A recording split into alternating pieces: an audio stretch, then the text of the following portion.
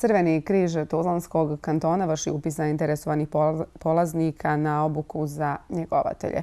Ovo je idealna prilika da se steknu neophodna teoretska i praktična znanja za obavljanje poslova njegovatelja, saopštili su u javnom pozivu, a mi upravo o ovom javnom pozivu govorimo u nastavku naše Tuzle danas. Naša gošća je Tanja Bjedić, projekt koordinator u Crvenom križu Tuzlanskog kantona.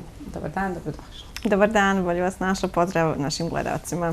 Stekli su se uslovi da realizujete još jedan ciklus upisa zainteresovanih na obuku za njegovatelje. Riječ je o nekako vašim ustaljenim aktivnostima i projektima, pa evo u samom uvodu da podsjetimo na one finese ovog javnog poziva. Upravo tako, kao što ste rekli, Crveni križ Tuzlanskog kantona je obuku za njegovatelje započeo prije nekih 10 godina po ovom nastavnom planu i programu uz podršku Švicarskog crvenog križa.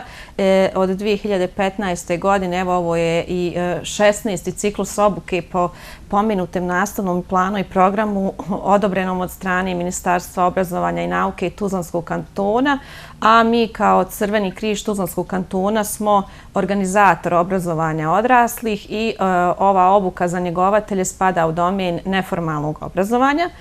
Mi smo objavili poziv za prijavu polaznika za našu obuku za njegovatelje koja traje 5 mjeseci. Ukupno je 500 sati trajanja.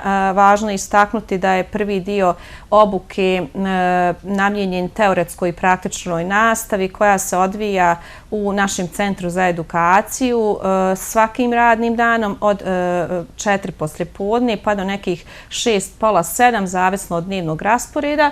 Nakon teoretske i praktične nastave naši polaznici odlaze u ustanove koje skrbe o starijim osobama. Tu prije svega mislim na dom penzionera i naše centre za njegu i pomoć u kući koji djeluju pri organizacijama Crvenog križa, gradova Tuzla, Živinice, Lukavac i Kalesija i tamo praktično primjenjuju stečena znanja i vještine u radu sa korisnicima pomenutih ustanova i organizacija i obavljaju praksu u trajanju od 250 sati. Nakon što su naši polaznici obavili i teoretsku i praktičnu nastavu i praksu, izlazi na finalni ispit. On se sastoji od teoretskog i praktičnog dijela i svaki polaznik koji uspješno položi oba dijela ispita dobiva certifikat o završenoj obuci za njegovatelje odobren od Ministarstva obrazovanja i nauke Tuzlanskog kantona. I kakva je inače zainteresovanost kandidata? Pa zainteresovanost kandidata tokom godine je kontinuirana. Neki od kandidata se prijavljuju iz razloga što ostanu bez posla pa se žele prekvalifikovati za neko novo zanimanje, za neki novi posao u datom momentu. Imamo veliki broj i mladih ljudi koji su netom završili srednju školu pa žele dobiti neko praktično znanje i vještine koji će im omogućiti što kvalitetnije prilagođavanje postojećim potrebama na tržištu rada i žele završiti našu obuku koja, moram priznati, je jako kvalitetna i imamo zaista stručni profesionalni kadar koji predaje na našoj obuci i naši predavači sastavljeni od ljekara, medicinskih sestara, psihologa, pedagoga, fizioterapeuta zaista se maksimalno trude i ulažu maksimalne napore da kroz svakodnevni rad, direktni rad sa polaznicima prenesu sva neophodna znanja da bi naši polaznici bili kvalitetni njegovatelji. Povratne informacije koje mi dobivamo od naših polaznika su veoma dobre, kako od strane polaznika, tako i od ustanova, odnosno organizacija koji ih angažuju nakon što dobiju certifikat o završenoj obuci za njegovatelje.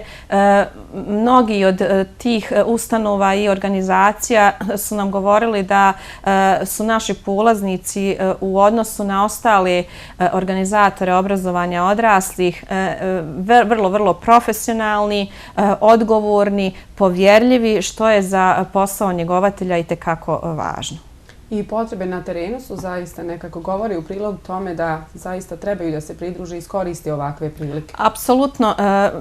Mislim da naša obuka za njegovatelje bi dobro došla svakome od nas. Znači, zadatak njegovatelja je da pruža neku kontinuiranu podršku i održava i poboljšava kvalitet života starijih ljudi. Mi smo svi svjedoci da je sve manji broj mlađih ljudi koji ostaju i u našem gradu i u našoj zemlji, da nam stariji članovi porodica ostaju sami, na nama ostaje ta briga za njih, tako da mislim da bi svakome dobrodošle sve ove upute, savjeti, praktična znanja i vještine kako pomoći starijoj nemoćnoj osobi na kvalitetniji način i na taj način zaštititi i sebe kao pružaoca usluga, a s druge strane unaprijediti kvalitet života starije osobe. Sa druge strane, ovo je jedan jako human poziv. Znači, vi morate biti topla, otvorena osoba, osoba koja voli ljude, povjerljiva također, vrlo važno, odgovorna, znači morate biti osoba koja je spremna da stupi u određeni tjelesni kontakt sa osobom s druge strane, znači da ga okupa, da ga presvuče, da ga nahrani. Znači sve su to neke opet stvari kojima vi oplemenjujete kako sebe, tako i osobu sa druge strane s kojom radite, uspostavljate neke bliske ljudske kontakte kojih svjedočimo da je zadnjih godina sve manje i manje. Tako da sam ja sigurna da ova obuka za njegovatelje će još dugo vremena biti aktuelna. Imamo i sada određen broj prijavljenih polaznika, međutim do 11.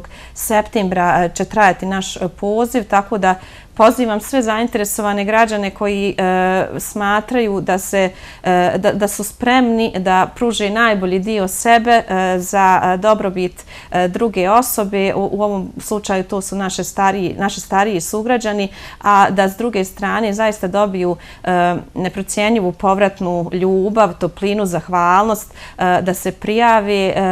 Također će steći i dobre prijateljske odnose sa drugim polaznicima na našoj obuci, jer evo u proteklih 15 ciklusa obuke svaka grupa je ostala nekako povezana međusobno, zajedno obilježavaju različite značajne događaje u svom životu, pa i to je jedan od dodatnih benefita naših obuka. Od ostalih kriterija možemo li još nešto izdvojiti? Vi ste ovo dijelom i kazali šta između ostalog jedna osoba treba da ispunjava. To su neke lične osobine, a evo što se tiče nekih formalnih kriterijuma, znači osoba koja bi bila polaznik naše obuke mora biti punoljetna osoba, mora imati završeno minimalno osnovnu školu i mora imati ljekarsko uvjerenje da je psihofizički stabilna osoba za pružanje usluga brige o starijim osobama, odnosno zadataka njegovatelja.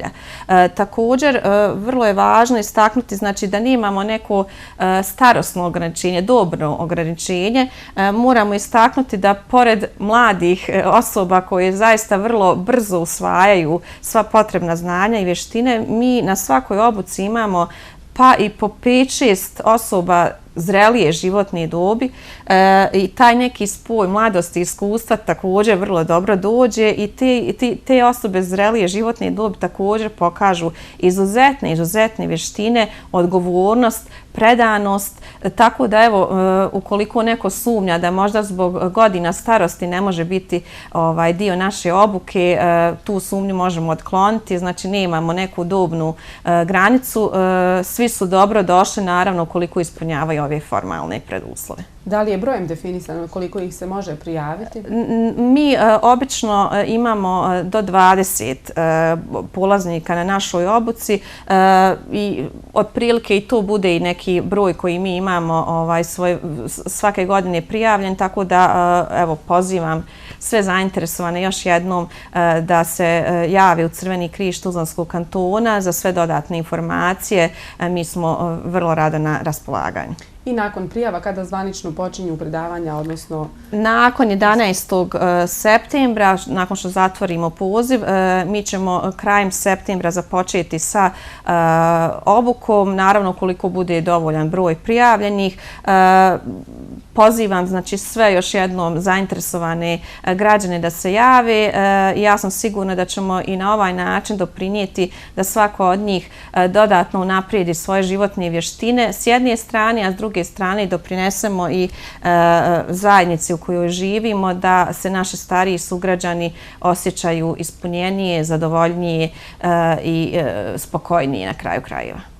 Ovo je samo jedan projekat koji smo spomenuli tokom ovog razgovora. Crveni križ Tuzlanskog kantona ima mnogo toga što može da se izdvoji kada su u pitanju aktuelnosti i rad, ali ovom prilikom smo zaista se samo fokusirali na upis kada su u pitanju obuke za njegovatelje. Hvala vam, Tanja, što ste izdvojili vrijeme za ovo gostovanje i da nam pojasnite sve ove detalje, ko, šta i kada se može prijaviti, a mi ćemo dalje pratiti sve ovo i informisati naše gledalce i slušalce o onome što realizuje. Hvala vama na ukazanoj prilici i mogućnosti da predstavimo našu obuku za njegovatelja.